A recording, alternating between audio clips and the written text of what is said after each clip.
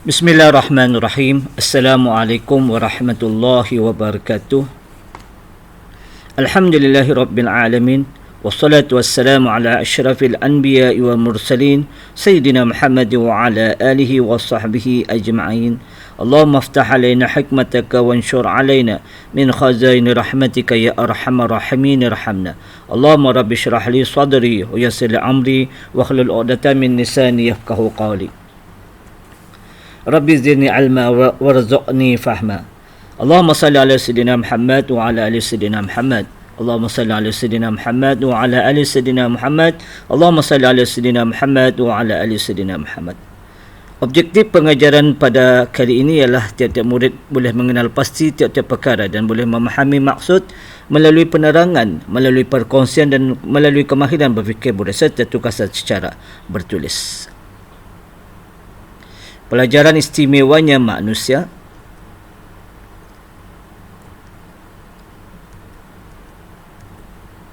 Manusia adalah di antara makhluk Allah yang diberikan ataupun Allah SWT memberikan nikmat yang banyak kepada manusia, sehingga manusia tidak dapat menilai jumlah nikmat kurnia Allah SWT. Manusia juga adalah sebaik-baik makhluk ciptaan Allah Subhanahu wa taala.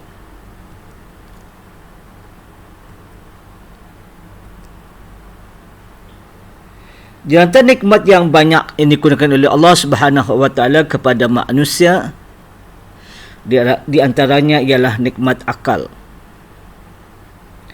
Di antaranya adalah nikmat telinga, di antaranya adalah nikmat lidah, dan di antaranya adalah nikmat mata. Di antara nikmat yang digunakan oleh Allah Subhanahu wa taala, nikmat yang terbesar yang digunakan oleh Allah Subhanahu wa taala kepada manusia adalah nikmat akal. Dengan akal manusia berbeza dengan makhluk-makhluk yang lain.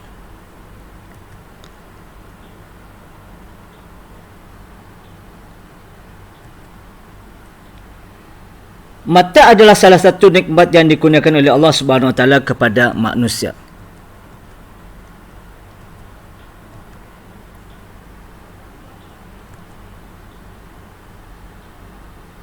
Fungsi ataupun kegunaan mata kepada manusia adalah untuk melihat.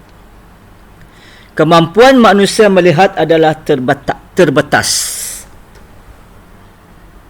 Kemampuan makhluk melihat adalah terbatas ataupun terhad, tidak bebas, tidak boleh lebih daripada yang ditetapkan. Contoh, melihat angin. Makhluk tidak mampu ataupun tidak dapat melihat bentuk angin. Hanya mampu merasa kesan angin ataupun tiupan angin.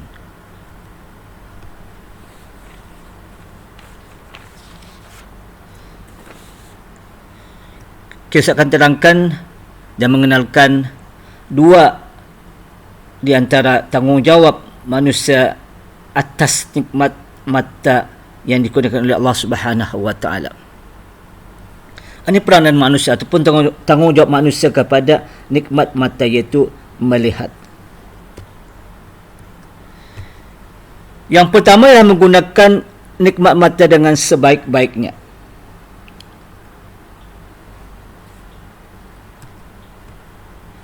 Di antaranya melihat perkara yang berfaedah, perkara yang membawa kepada pahala melakukannya, ataupun perkara yang disuruh melakukannya. Kemudian melihat ciptaan Allah Subhanahu wa taala. Contoh, melihat kejadian matahari, kejadian bulan, jadi antara ciptaan Allah Subhanahu wa taala. Seterusnya, peranan manusia kepada nikmat mata yang digunakan oleh Allah Subhanahu wa taala adalah mensyukuri pemberian Allah Subhanahu wa taala. Tanda orang yang bersyukur pada Allah Subhanahu wa taala dengan melakukan, ianya melakukan perkara yang disuruh dan ianya meninggalkan perkara yang dilarang. Dan tanda orang yang bersyukur, ia melepaskan kalimah alhamdulillah Segala puji bagi Allah.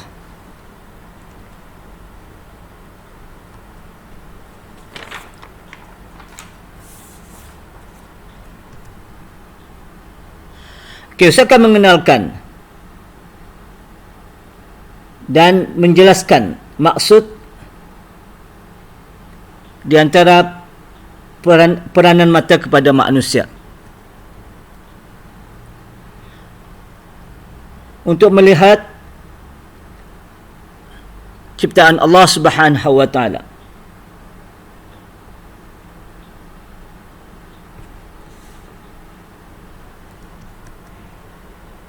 Sama ada ciptaan di langit ataupun di bumi. Semua ini adalah sebagai bukti akan kekuasaan Allah dan kebesaran Allah Subhanahu wa taala.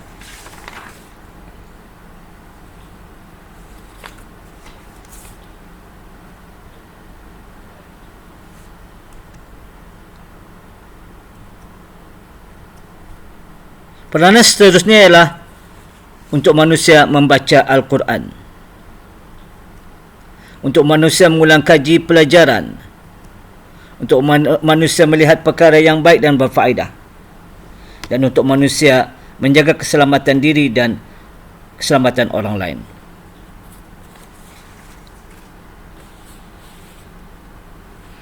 Kemudian saya teruskan dan mengenalkan beberapa perkara dan menjelaskan maksud di antara cara memelihara mata.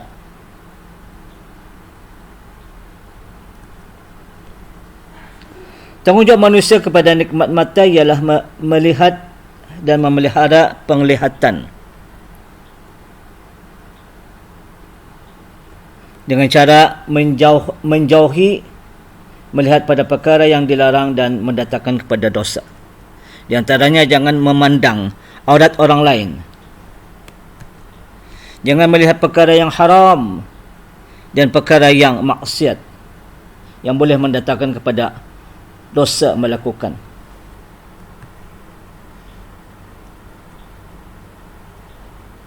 Cara melihara seterusnya adalah jangan memandang orang lain dengan pandangan yang menghina dan rasa benci. Jangan menuntun rancangan dan hiburan yang melalaikan. Dan jangan membaca bahan bacaan yang tidak berfaedah dan tidak bermoral. Alhamdulillah sempurna dan selesai sudah perkongsian penerangan pada kali ini.